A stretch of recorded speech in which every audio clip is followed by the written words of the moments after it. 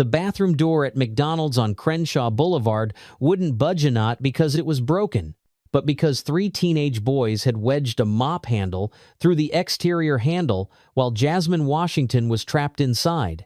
As she pounded on the metal door, their laughter mixed with the hiss of fryers and beeping timers, while shift manager Trevor Barnes pretended not to notice the 18-year-old black girl they'd targeted for the past 20 minutes. What started as accidentally spilling sweet tea on her nursing textbooks had escalated to something that would leave 2 of them in handcuffs and Trevor's career in ruinous because they underestimated the girl who'd grown up in South Memphis projects and learned early that nobody fights your battles but you. Jasmine had only wanted a quiet place to study. The McDonald's on Crenshaw was halfway between Los Angeles City College and her job at the medical clinic, perfect for grabbing a quick meal between her morning classes and afternoon shift. At 11:30 a.m. on that Tuesday in March, the restaurant buzzed with the usual lunch crowd: construction workers on break, mothers with toddlers, elderly couples sharing senior coffees. She'd claimed a corner booth, spreading her anatomy textbook and highlighters across the scratched Formica table, earbuds in, but volume low enough to stay alert. Growing up where she did, you learn to never completely tune out your surroundings.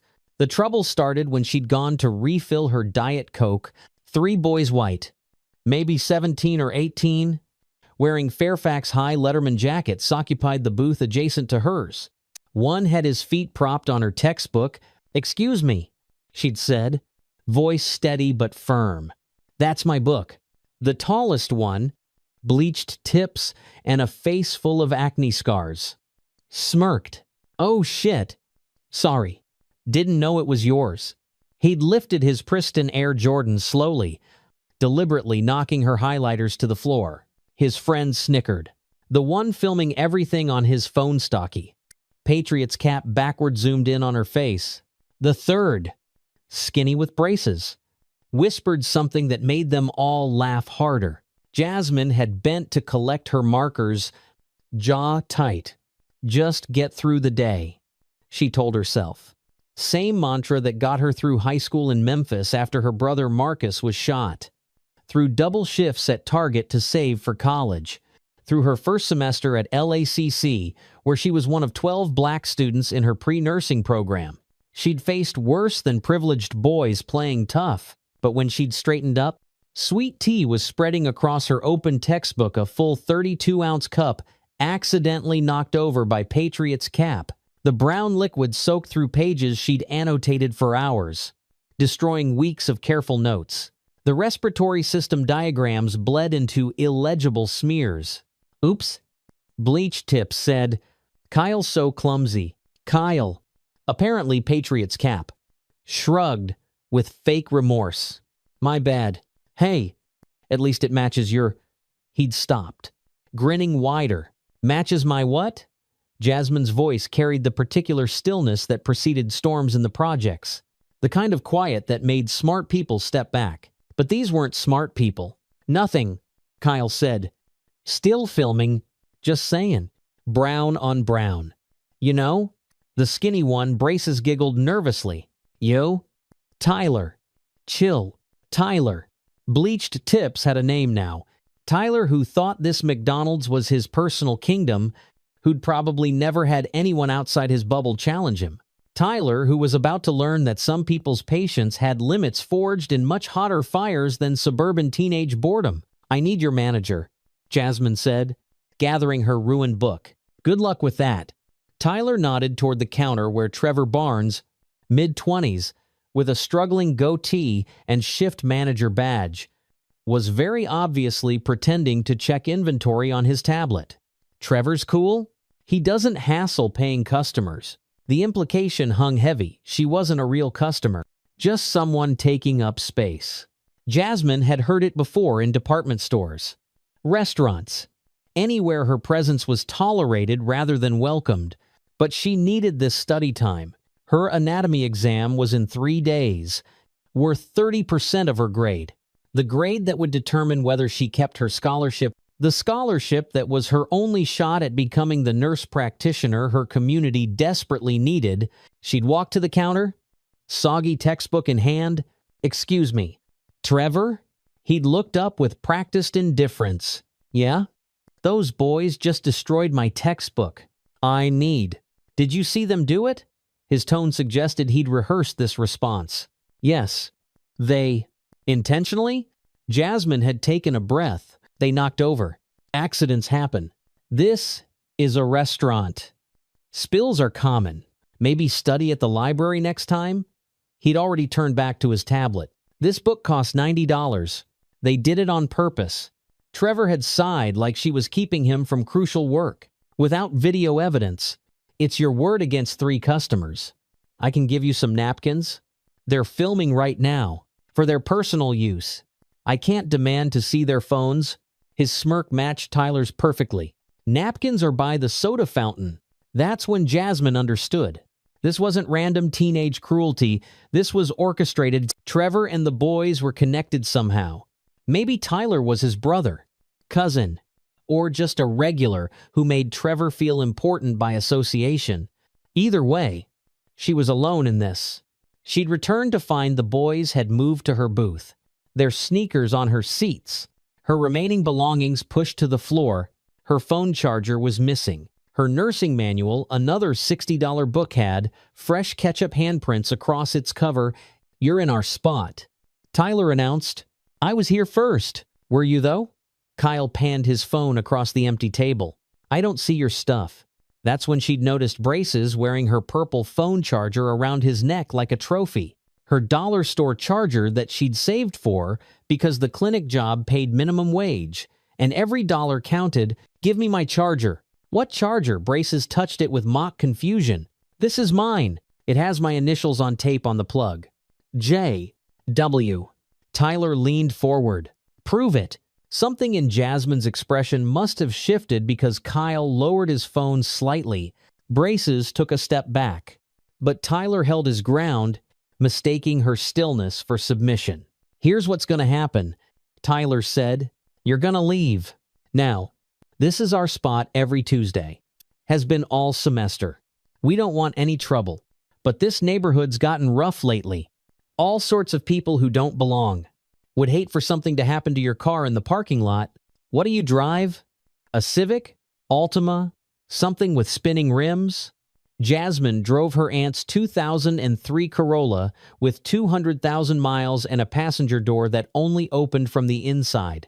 She'd parked it carefully in view of the security camera because she knew places like this, knew people like this, knew that standing her ground meant more than this. Momentum meant every time after this, when they'd escalate because she'd shown weakness. "I'm not leaving." Tyler's face flushed. "What?" "I said I'm not leaving. I have every right to be here. I bought food. I'm studying. You destroyed my property. If anyone should leave, it's you." The restaurant seemed to pause. Conversation dimmed. The woman at the next table gathered her children closer. The construction workers looked over with the universal expression of people deciding whether to get involved. Kyle started filming again. "Yo, she's getting aggressive." "I'm sitting still," Jasmine said clearly, voice carrying. "You're surrounding me, stealing my belongings, and destroying my books."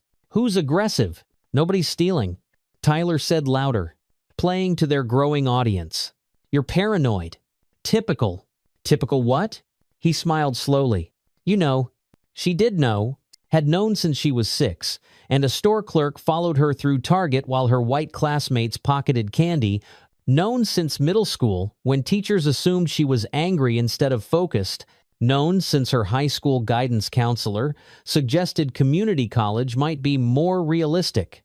Despite her 3.8 GPA. "Say it," she challenged. Tyler's smile widened. "I don't have to. Everyone's thinking it. Look around. You don't belong here. This isn't your neighborhood. These aren't your people. Go back to Compton or wherever. I live in Koreatown, work in Beverly Hills, study at LACC. This city is more mine than yours." She pulled out her phone. "And I'm calling the police." "Good." Kyle laughed. Tell them 3 paying customers accidentally spilled a drink and now you're harassing us. See how that goes? Jasmine had started recording then, narrating calmly. Tuesday, March 14th, 11:47 a.m. I'm at the McDonald's on Crenshaw Boulevard. 3 young men have destroyed my textbooks, stolen my charger, and are refusing to let me leave this booth. The shift manager, Trevor Barnes, is refusing to help. I feel threatened and Tyler slapped the phone from her hand. It hit the floor hard. Screen cracking against the tile. Kyle and Braces laughed nervously. Several customers looked away. Others pulled out their own phones. Oops. Tyler said, Butterfingers. Jasmine bent to retrieve her phone, a calculated risk, turning her back on them, but she needed evidence. As her fingers closed around it, something warm and wet hit her back. The smell hit next. Pickle juice. Mustard. Ketchup. They'd dumped someone's leftover burger on her. She straightened slowly. Phone in hand. Condiments dripping down her scrub top. The same scrubs she'd need for her clinic shift in 2 hours. Her only clean pair because laundry day wasn't until Thursday and she budgeted every quarter. Now, you match your books? Kyle narrated to his camera. Dirty. I need to wash this off. Jasmine interrupted. Voice deadly calm. She moved toward the bathroom. But Tyler blocked her path. Bathrooms for customers only. I am a customer. Not anymore. You're causing a disturbance. Right. Trevor? The shift manager appeared as if summoned, already nodding. Ma'am, I'm going to have to ask you to leave.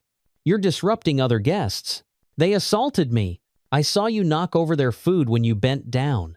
That's destruction of property. Leave now, or I'll have you trespassed. The injustice burned hotter than Memphis summer asphalt. But Jasmine had learned long ago that dignity meant choosing your battles. I'm using the bathroom first. To clean myself up before I go. Trevor started to object, but an elderly black woman at a nearby booth spoke up. Let the child clean herself. My lord. What's wrong with you? A murmur of agreement rippled through the dining room. Trevor's jaw tightened, but he stepped aside. 2 minutes. Jasmine walked to the bathroom with her head high, ignoring Kyle's commentary about the walk of shame and Tyler's prediction that she'll cry in there like they always do. The heavy door swung shut behind her, muffling their laughter. She locked the door and leaned against the sink, hands shaking now that she was alone. In the mirror, her reflection looked like a Jackson Pollock painting grid ketchup. Yellow mustard, green relish, streaking her purple scrubs. Her carefully laid edges were frizzed. Her eyes burned with unshed tear snot from sadness, but from rage carefully contained. Jasmine ran water, using the harsh pink soap and brown paper towels to clean what she could. The stains would set, but maybe bleach could save them. She'd learned chemistry through laundry necessities, biology through survival. Every obstacle just made her path clearer. They wanted her to break, to fulfill whatever stereotype made them comfortable. Instead, she'd finish cleaning up, go to work, explain to her supervisor why she looked unprofessional, then come back tomorrow and the next day and every day until DZ's. The handle jiggled, then harder. Occupied. She called out, muffled laughter outside. The handle shook violently. Then, a scraping sound, metal against metal. Jasmine tried the door. It moved an inch, then stopped, something blocking it from outside. She pulled harder. Nothing. Hey! She banged on the door. Hey! Open this! More laughter. Fainter. Now. Moving away. She was locked in. Her phone screen cracked, but functional showed 11:55 a.m. Her shift started at 1 p.m. in Beverly Hills. 40 minutes away with traffic. Her supervisor had already warned her about punctuality after she'd been late twice due to bus delays. 3 strikes meant termination. Termination meant no money for rent, for books, for the dream that kept her moving forward despite everything. Jasmine pulled harder, shoulder against the door. Whatever they'd used held firm. The bathroom had no windows. No other exit. Just white tile and fluorescent lights, and the growing realization that this wasn't just bullying anymore, this was false imprisonment. "Help!" she pounded harder. "Someone help! I'm locked in." Nothing. The bathroom's placement at the back of the restaurant, down a hallway past the kitchen, meant her voice probably didn't carry to the dining room. Or maybe it did and nobody cared. The bystander effect in full force. Someone else's problem, someone else would help. Someone else would be the one to risk confrontation with 3 aggressive boys and a complicit manager. She called 911. The operator's calm voice felt surreal against her racing pulse. "911? What's your emergency?" "I'm locked in a bathroom at McDonald's on Crenshaw. Some boys jammed the door from outside. The manager won't help. I need." "Ma'am, you're locked in a bathroom?" "Yes." Is this a prank call?" "No. 3 white teenagers harassed me, destroyed my belongings, and now they've locked me in. I have video." "Okay. Calm down. You said they locked you in?" "Yes. Please send someone. I have to get to work. I'm going to lose my job." "Ma'am, I need you to calm down. Are you injured?" "No." "But are you in immediate physical danger?" "I'm locked in a bathroom. I understand that's frustrating. Have you tried alerting management?" "The manager is friends with them. He let this happen." Pause. "I can send an officer when one becomes available. But bathroom disputes aren't priority calls. It might be an hour or two. An hour or two, I'll lose my job. I'm sorry." "Ma'am, if you feel you're in immediate danger, forget it." Jasmine hung up, rage crystallizing into something harder. The system that was supposed to protect everyone somehow never quite reached people like her. Fine. She'd learned that lesson early.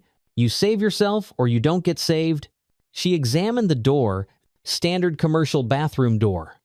Metal, hinged to open outward, which meant the pins were on the outside. But the bottom had a half-inch gap. She could see shadows moving in the hallway. They were still out there, waiting, probably filming.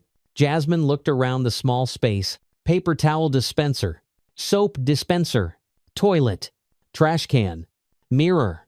Nothing useful for picking a lock or... Wait! The metal trash can. Specifically, the metal liner inside it. She pulled it out, disgusted by wet paper towels and worse, but desperate times called for desperate measures. The liner was thin steel, bendable but strong. She'd watched her cousin pick locks with bobby pins, seen her Uncle Jimmy doors with credit cards. Same principle, find the weak point and exploit it. Except she wasn't trying to pick anything. She was done playing nice. Jasmine emptied the trash onto the floor. They wanted to treat her like garbage anyway and studied the liner. About 2 feet tall, maybe 18 inches in diameter. She stepped on the edge, flattening one side, then bent it back and forth until the metal fatigued and tore. Now she had a jagged piece of steel about a foot long. Perfect. She wedged the metal into the gap under the door, feeling for whatever blocked it. There's something wooden, probably a mop handle through the exterior handle. She scraped the metal against it, trying to dislodge it. But the angle was wrong. It held firm. Fine. If she couldn't go through the door, she'd go through the door. Growing up in the projects taught you about doors, cheap doors that couldn't keep out cold. Much less danger. Doors that splintered when police kicked them down, looking for suspects who'd moved out months ago. Doors that were more suggestion than barrier. This door was better quality commercial grade, but it still had weak points. The area around the handle, where multiple holes compromised the metal's integrity. The hinges, hidden but still vulnerable. The lock mechanism itself. Jasmine had never kicked down a door, but she'd seen it done. Watched from her bedroom window as repo men broke into the apartment below. Memorized the technique because information was armor and you never knew what knowledge might save you. Point of impact mattered. Angle mattered. Force mattered. But more than anything, rage mattered. And she had plenty of that. She lined up her kick, grateful for the non-slip shoes required at the clinic. Pulled her leg back. Visualized not the door but what lay beyond either future. Her dreams. The people counting on her to make it out and make a difference. The first kick landed solid, but the door held. Pain shot through her foot, but she'd felt worse. Second kick. Same spot. Something creaked. Third kick. Yo. She's trying to break out, Tyler's voice. Muffled, but clear. Kyle, you recording this? Hell yeah. This is hilarious. Hilarious. 3 boys destroying her books, her clothes, her dignity, and locking her in a bathroom was hilarious. The system failing her again was hilarious. Having to literally kick her way to freedom was hilarious. Fourth kick. The door shuttered. Shit. She's actually... Fifth kick. Metal groaned. Trevor! Trevor! Get back here! Sixth kick. Something gave way. Jasmine stepped back, breathing hard. The door hadn't broken, but it had bent. Metal deformed around the lock mechanism. The gap had widened. She could see them clearly now. Tyler and Kyle in braces, phones out, still filming, still laughing, still so sure of their safety. She wedged her makeshift tool into the wider gap, leveraging against the bent metal. The mop handle was visible now. Red industrial fiberglass threaded through the exterior handle, but the door's deformation had created space. She scraped and pried. Metal on wood. Until, crack, the handle snapped. Not the whole thing, just enough to create play. Jasmine dropped her tool and threw her shoulder against the door. Once, twice, it burst open. She stumbled into the hallway, catching herself against the far wall. Tyler and his crew scrambled backward. Phones still raised, but laughter dead. Trevor appeared around the corner, face flushed. What the hell? False imprisonment, Jasmine said, voice steady, despite her racing heart. Assault, destruction of property, theft. She held up her cracked but recording phone, all on video. Your video and mine. You damaged restaurant property? Trevor pointed at the bent door. After you allowed customers to lock me inside, after refusing to help when I called for assistance, after watching them destroy my belongings and assault me with food, she stepped forward and all 4 stepped back. I defended myself against criminal acts that you facilitated. Nobody locked. Tyler started. I have video, Jasmine repeated, of you putting the mop handle through the door, of you laughing while I begged for help, of him. She pointed at Trevor, ignoring a customer in distress. Kyle lowered his phone. Braces pulled the purple charger from his neck. Suddenly eager to distance himself from evidence, here's what's going to happen, Jasmine continued, channeling every courtroom drama she'd ever watched, every legal aid clinic she'd visited, every right she'd memorized because knowledge was protection. You're going to pay for my books, both of them, $150. You're going to return my charger. You're going to delete whatever videos you took. And then you're going to leave me alone. Forever. Or what? Tyler tried for bravado, but his voice cracked. Or I press charges. Real charges. With real consequences. Your parents will love explaining to college admissions boards why you have criminal records. Trevor here will love explaining to corporate why he's named in a civil rights lawsuit. Civil rights? Trevor scoffed. For a bathroom prank? For targeted harassment based on race? You think I didn't hear the comments? Those people, your kind, go back where you came from. That's not pranking. That's hate crime adjacent. Any lawyer would take this case pro bono just for the publicity. She was bluffing. Mostly. But they didn't know she'd spent her childhood in legal aid waiting rooms while her mother fought eviction notices. Didn't know she'd read every pamphlet, memorized every resource, armed herself with information because that's what you did when the system wasn't built for you. She's full of shit, Tyler said, but uncertainty colored his tone. Try me. Jasmine pulled up her contacts. My cousin's a paralegal at the ACLU. One call, and this place will be swarming with lawyers looking for a test case. Another bluffer cousin was a paralegal. But for a personal injury firm, close enough, Trevor's face had gone pale. Corporate franchises had zero tolerance for anything that might trend negatively on social media. And this? 3 white boys locking a black girl in a bathroom while management watched? That was career-ending territory. "Give her the money," he said quietly. "What?" Tyler spun on him. I said give her the money. Now, I don't have one. 50 in cash. ATMs across the street," Jasmine said. "I'll wait." The construction workers from the dining room had drifted closer, drawn by the commotion.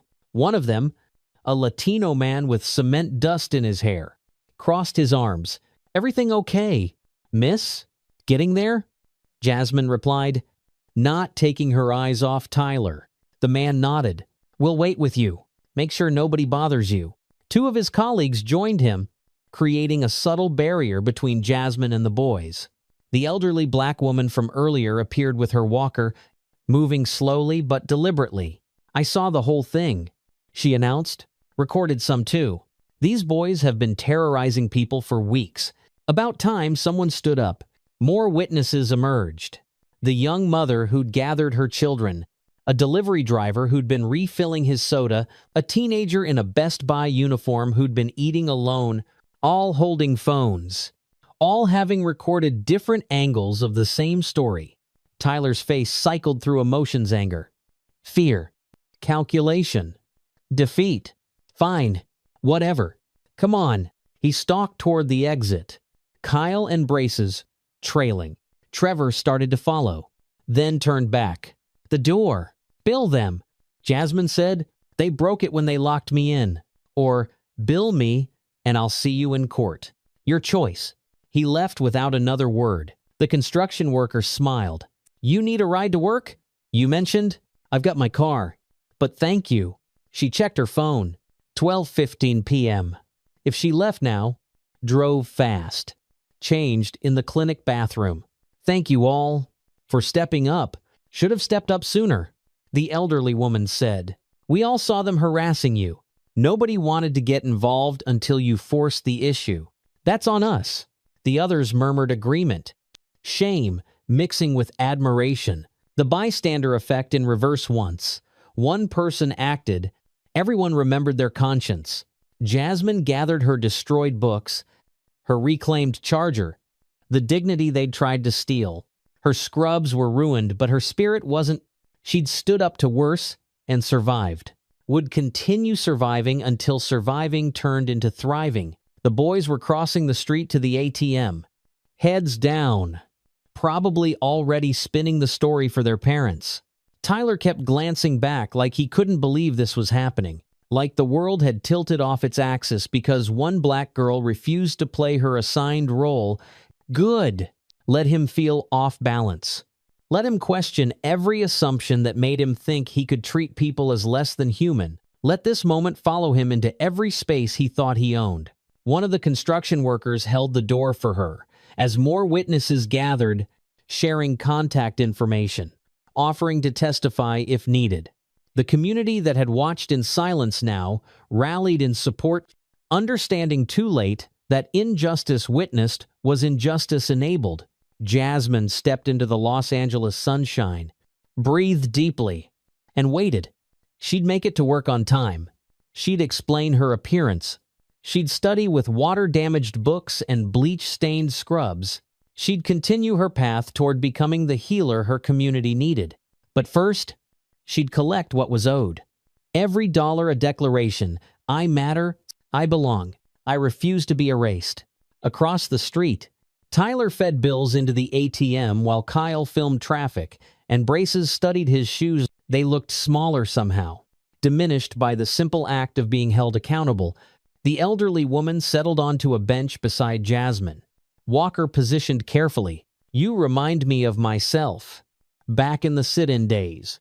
We'd go into those whites-only restaurants knowing what would happen, knowing they'd pour milkshakes on our heads and worse, but we went anyway because somebody had to be first. This isn't the same, isn't it?" The woman's eyes were kind but sharp. "Different generation. Same fight. They just got better at pretending it's about something else. But you saw through it, stood up to it. That matters." They waited in companionable silence.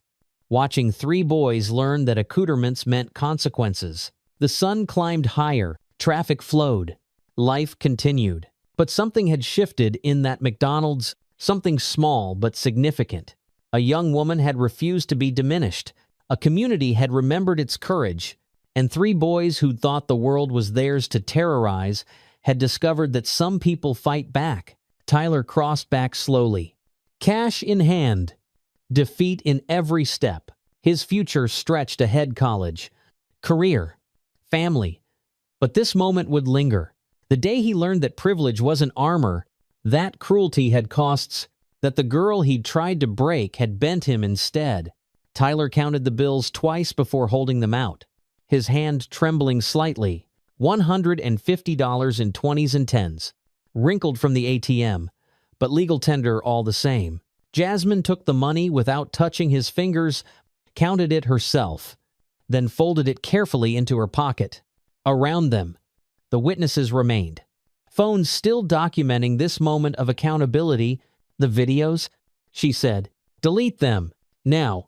Kyle and Braces pulled out their phones immediately, eager to comply.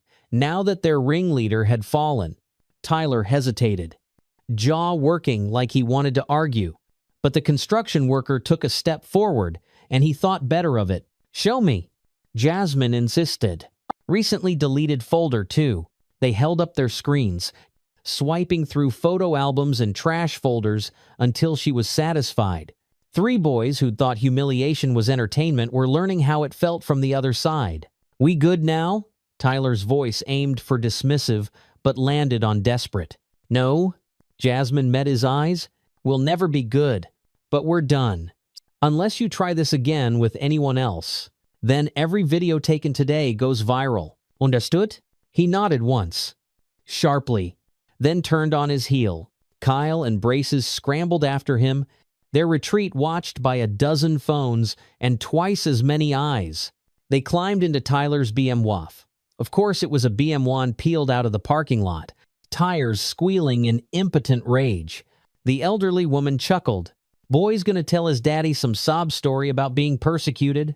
Seen it 1,000 times. Let him, Jasmine said. She turned to the gathered witnesses. Thank you all. If you could send me your videos. She gave her email to those willing, collecting evidence she hoped she'd never need, but knew better than to discard.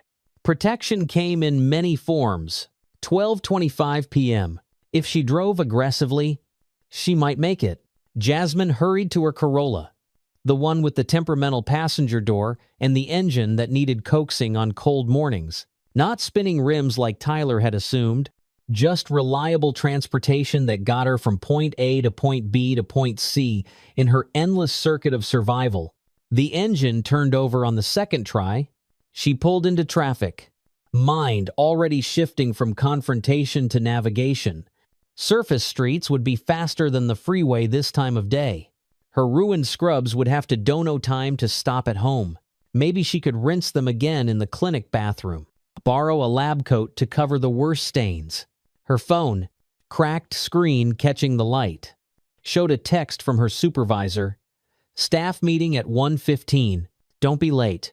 Of course, the one day she desperately needed flexibility was the day punctuality mattered most.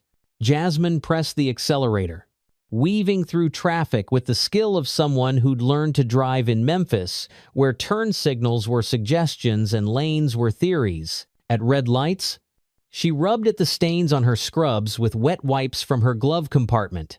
The ketchup had set, but maybe the mustard would fade. She looked like she'd been in a food fight because she had been one-sided and unprovoked, but a fight all the same.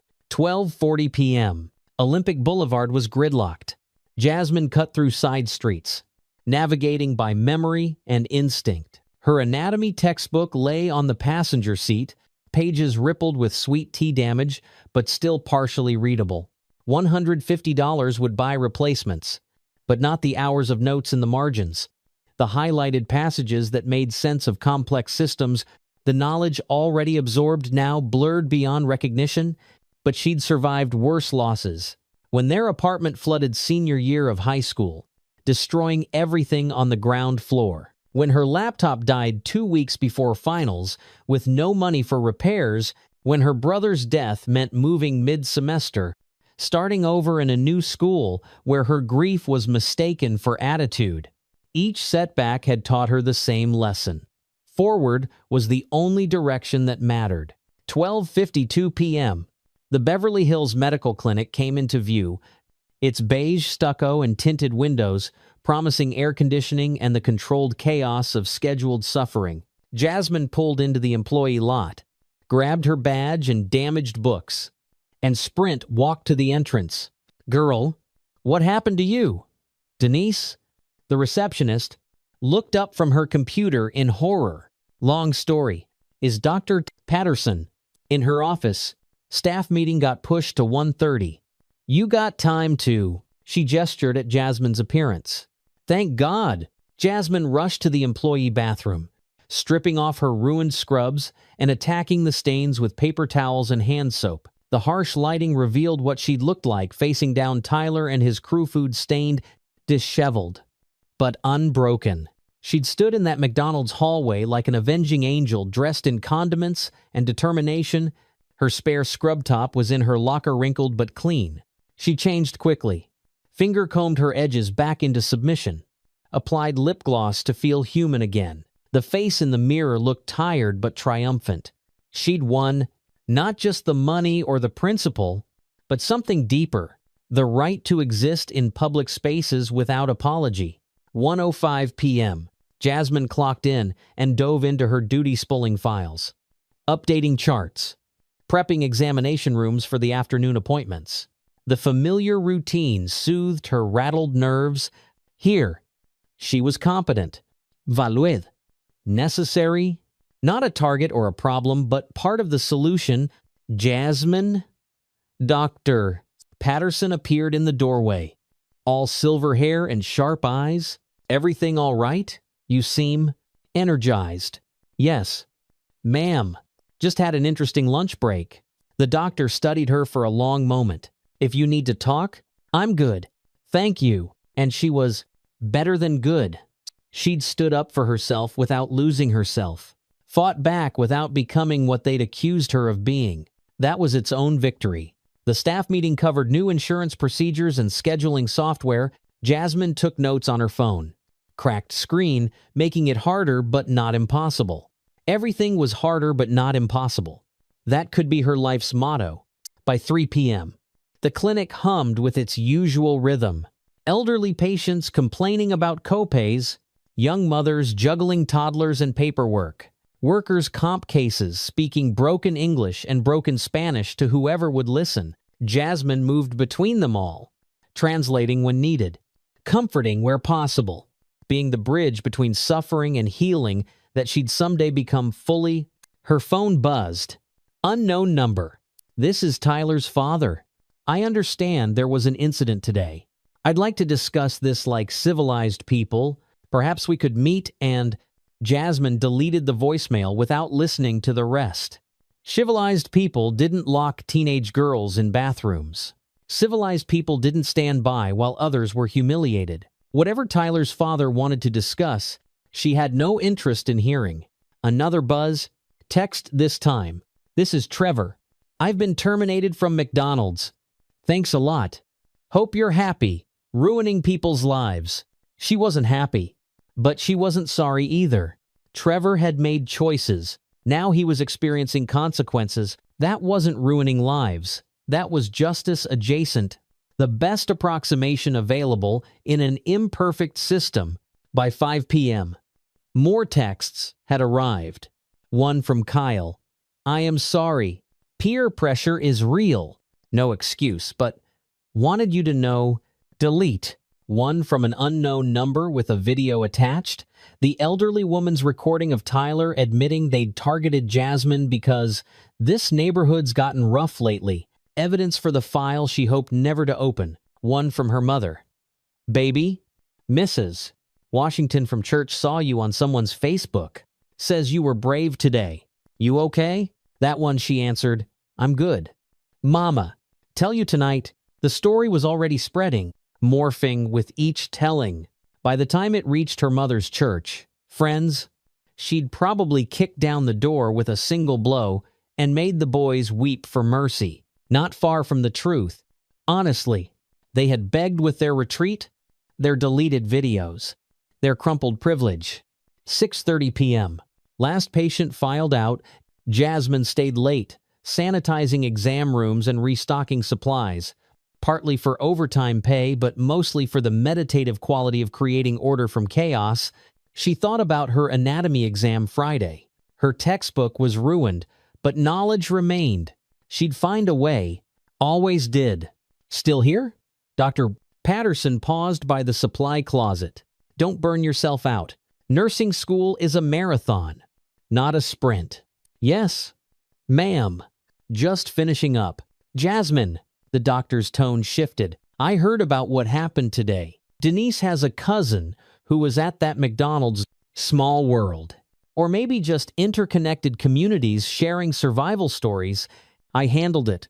So I heard. But if you need resources, counseling, legal aid, anything, the clinic has programs. Thank you. Really. But I'm okay. I know you are. That's what worries me. Doctor. Patterson's smile was sad. Strong black women shouldn't have to be so strong all the time. Remember that. After she left, Jasmine stood in the empty closet, surrounded by gauze and glory. Strong black women shouldn't have to be so strong. But until the world changed, strength was survival. Today had proved that again. 7 p.m., the drive home was easier. Traffic thinned to manageable levels. Jasmine stopped at the library, the one near LACC that stayed open late, found her anatomy textbook on reserve, photocopied the chapters she needed, fed quarters into the machine, like offerings to the education gods. Not ideal, but workable. Everything in her life was not ideal, but workable. Her phone rang. Marcus's girlfriend. Destiny. Girl. I saw the video. You really kicked down a whole door? It was already damaged. Don't downplay it. You went full superhero. My cousin shared it, and now everybody's talking about how you made those racist boys pay cash money for being trash. The story was definitely growing in the telling. By next week, she'd have thrown them through windows and demanded thousands in reparations. But maybe that was okay. Maybe communities needed heroes, even reluctant ones in food-stained scrubs. 8 p.m. Home was a studio apartment in Koreatown. 500 square feet of carefully organized life. Jasmine's mother sat on the fold-out couch. Still in her own work uniform from the senior care facility, 2 tired women in medical scrubs, fighting different battles in the same war. Tell me, her mother said simply. So Jasmine did the whole story. From seeking a quiet place to study to kicking her way free, her mother listened without interrupting, face cycling through emotions: anger, pride, fear, fury, relief. You could have been hurt, she said finally, or arrested, or, I know, Mama, but what was I supposed to do? Let them win? No. Her mother pulled her close, smelling of hand sanitizer and hard work. Lord knows I didn't raise you to let anybody make you feel less than. I worry. The world's not kind to black girls who fight back. It's not kind to black girls who don't fight back either. They sat in silence. 2 generations of struggle wrapped in one embrace. Outside, Koreatown bustled with evening life. Korean barbecue smoke, mixing with taco truck exhaust, languages blending in capitalist harmony. This city of angels and demons, 18 of dreams deferred and occasionally delivered. Your books, though, her mother said eventually. How much to replace them? Already handled. They paid. They Jasmine Renee Washington. Did you rob those boys? No. I made them pay for what they destroyed. Big difference. Her mother laughed then. Deep and real. My baby. Out here getting reparations 1 McDonald's at a time. They cooked dinner, together rice and beans, stretching the grocery budget. Hot sauce making everything festive. Jasmine spread her photocopied pages on the small table, studying between bites. The respiratory system didn't care about her day's drama. Alveoli and bronchioles demanded memorization regardless of personal triumph. 10 p.m. Her phone had collected more messages. The construction worker who'd offered her a ride had shared the video with a caption, "Young sister stood up to racist bullies today. We all need to do better about having each other's backs." Comments poured in, supportive mostly, though some questioned why she'd been studying at McDonald's anyway. As if public spaces required justification, others shared their own stories locked in storage rooms, chased from stores, harassed for existing, while Black, a whole anthology of everyday violence dressed up as pranks or policy, but between the pain were pockets of resistance. The barista who'd refused service to a customer using slurs, the teacher who'd stood up to administration about disciplinary disparities, the security guard who'd escorted harassers out instead of their victims, small acts of courage that might have felt futile in isolation, but together formed a constellation of change. A notification popped up. Tyler had posted on Instagram a carefully worded non-apology about misunderstandings and learning experiences and moving forward with grace. The comments were brutal. Someone had linked the video. His follower count was dropping in real time. Good. Let him feel consequences in the currency he valued, social capital evaporating like spilled sweet tea on hot pavement. 11 p.m. Jasmine closed her textbooks. Mind full of medical terminology and life lessons. Tomorrow would bring new challenges, making up missed study time, facing classmates who'd seen the video, navigating a world that would test her right to breathe freely. But tonight, she'd won something precious. The knowledge that she could stand up without falling apart. Her mother was already asleep on the fold-out couch, snoring softly. Jasmine covered her with an extra blanket, then stepped onto their tiny balcony. Los Angeles spread below, lights twinkling like ground-level constellations. Somewhere out there, Tyler was probably raging to his father about injustice. Trevor was updating his resume. The witnesses were telling their versions of the story. But here, in this moment, Jasmine Washington stood tall, a future nurse practitioner who diagnosed a sickness in society and prescribed the only medicine that worked, uncompromising resistance to dehumanization. She'd been locked in a bathroom and kicked her way free. But more importantly, she'd been locked in low expectations and kicked those down too. Her phone buzzed one last time. Destiny again. "My church wants to give you a scholarship. For books? Pastor says warriors deserve weapons." Jasmine smiled. From destruction came construction. From humiliation came mobilization. From one girl refusing to be erased came a community remembering its power. She went inside, set her alarm for 5. A anatomy lab waited for no one and lay down on her narrow mattress. Tomorrow she'd walk into that McDonald's again. Order here, dit Coke. Spread her new books on a clean table. Dare anyone to tell her she didn't belong. They'd locked her in a bathroom. She'd kicked down more than a door. She'd kicked open possibilities, creating space for every black girl who'd been told to shrink, to leave, to accept less than full humanity. The city hummed outside her window, sirens and music, traffic and life. Jasmine closed her eyes and dreamed of stethoscopes and steady hands, of healing bodies and systems, of a world where no one had to kick down doors because all of them would already be open. But until that world arrived, she'd keep her legs strong and her spirit stronger. Some doors demanded kicking. Some freedoms required force. Some futures were worth fighting for. And Jasmine Washington? She was just getting started.